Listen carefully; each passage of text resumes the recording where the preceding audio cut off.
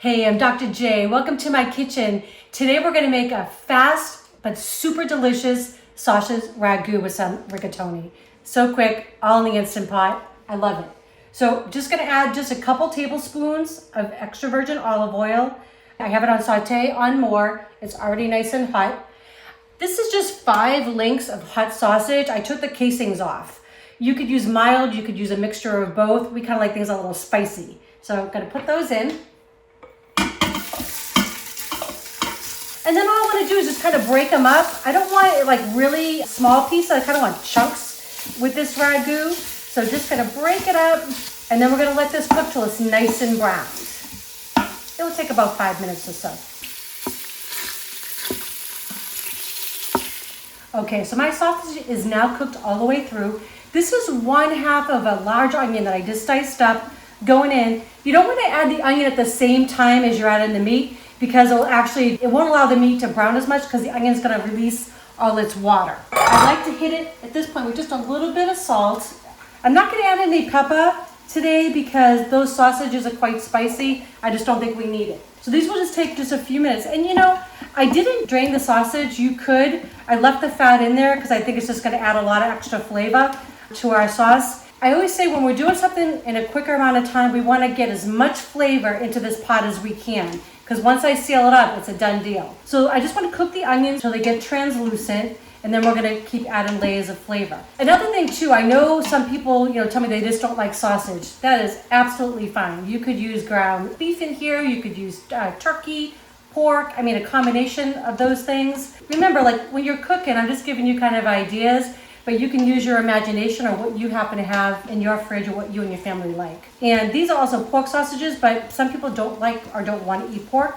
They have delicious sausages made with chicken, which is yummy too. So, experiment, right? That's the great thing about making your own food. I love doing this because normally if I'm doing a sauce, it's really like, it's a long project for me. That's why you see my apron today. I'm actually heading to work in just a little bit. I've got a little bit of a late start today for work, so I figured, I've got time to do this, and it'll also be lunch for Eric and I today. So it's this is a big win for me. Okay, so the onions are nice and translucent. Gonna start now adding and really building the flavor in our sauce. So this is a small 6-ounce can of tomato paste. Gonna use just about half of it, so 3 ounces. Wow, that was good. And all I want to do is just get this kind of toasted a little bit. So you'll see like the tomato paste will actually turn a deeper color, a deeper red. And it just, again, imparts a lot of flavor for a short period of time of our cooking, of making this ragu. So good. I mean, honestly, I like pasta any way you make it, but sausage and pasta, especially rigatoni, I don't know why, but I like that big pasta with sausage. I think some of the sausages will get trapped in those noodles. So it's just delicious. All right, so toasted that paste off. Smells so good in here already. I'm gonna add my little garlic in the tube here, a little good squish. I'm gonna put a good tablespoon in there. That looks just about right. Okay, good tablespoon. This is just great. Again, time saver, especially when I'm trying to get out the door this morning. Oh my God. Anytime garlic hits the pan, right? It just gives you that beautiful smell. I love it. It might be a little mild obsession of mine, but that's all right. It always just makes me think of good food. And you just want to cook that just for about a minute. All right. We're adding in our flavors. I have half a cup of red wine. This is just a Cabernet Sauvignon. You could use whatever you like. I just would not use a sweet wine, a real sweet wine. A Cab, a Merlot would be great. A Pinot Noir would be excellent. But something that you also would drink. You don't want to put, just some cooking wine. It's not good stuff. And all I'm going to do is just let this reduce. I'm going to let it reduce by at least half of the liquid amount. And again, this is just going to add a nice flavor, a nice richness, sweetness to the sauce. Oh, so listen. So this, how Eric and I love to thrift, right? Well, we had an unexpected lovely guest this weekend. Actually, 2 lovely guests, but one we'd never met before. So our friend Melinda Suit, and her mother-in-law Nina Suit, they were here. But they went thrifting. So they brought us back all these kind of goodies, and this was one of their finds. And I love these glass measuring cups. I really don't think you can have enough, especially when you're doing multiple recipes at a time. That way I'm not washing them every 2 seconds, right? So thanks, Mel, Nina, love it. It was so good to meet her. She's been following my channel and she always puts some nice, lovely comments and she's an absolute doll. So Nina, it was so fun. Okay, so that's cooked down by about half. This is 2 cans of San Marzano tomatoes, whole tomatoes. I just kind of crush them up. I like getting my hands in there. I know maybe some of you don't. If you don't, you could whiz them up in a blender, food processor, anything like that would be fine. Or you could put them in here and just chop them up with your spoon. Just be really careful because they squirt. All right, let's see if I can do this as neatly as possible. Away from me, right? So I don't go in looking like, you know, I've been doing this all morning. Actually, I haven't. You see how quick this is all coming together, right? Okay, so I like to fill these little containers about 1/4 full of water, because what I like to do is kind of like good to the last drop. I like to swish it around, and that way it cleans out that can, right? So we try to have no waste here as much as we can. Again, just give it a good swish. Water's going in, about 1/4 cup full. And I'm gonna do the same thing with this bowl here. I'm gonna add just a little bit of water. Let's see. All right, not too bad. Not too bad of a mess. Okay, so now I'm just gonna give this all a good stir. I'm actually gonna hit cancel. So I just wanna mix it all in. I wanna make sure there's nothing stuck to the bottom. So I'm just gonna kind of go around with my wooden spoon here. You just wanna make sure, because what will happen is sometimes that's when you'll see like a burn notice. And we don't want that. That just means there's something stuck on the bottom. I'm gonna add in my final spices. This is 2 teaspoons. This is my own blend of Italian spices. You can use whatever you have on hand, but 2 teaspoons of Italian spice, 2 dried bay leaves, and 2 teaspoons of salt go in it. One last mix.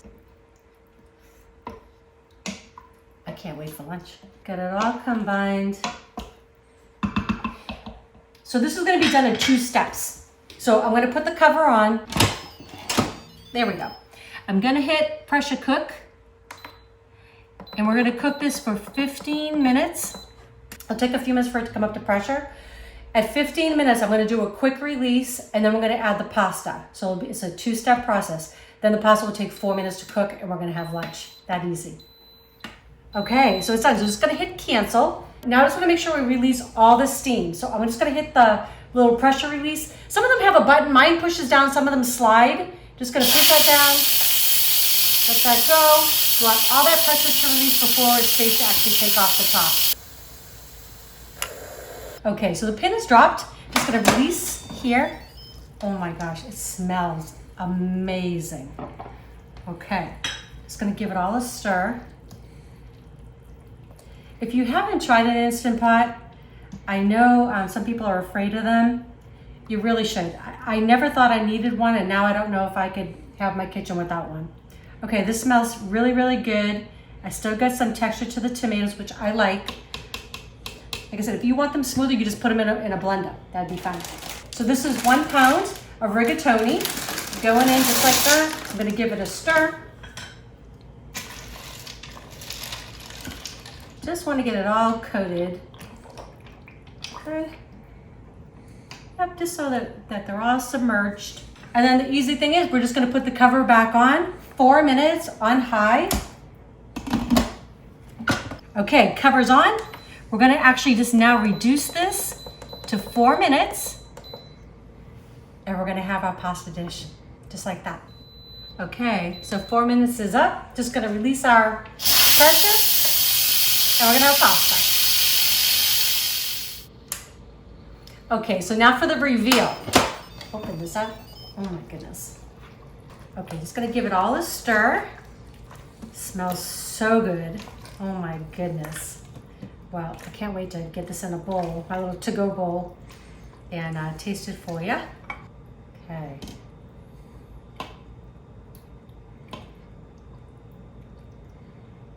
Okay, that's probably more than enough for me. So I love pecorino romano, so I'm just gonna put a little bit of that on top, or maybe a lot.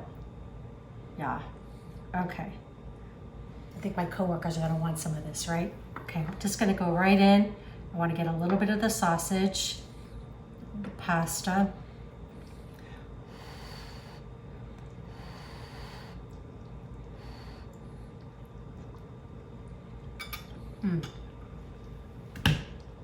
That's incredible.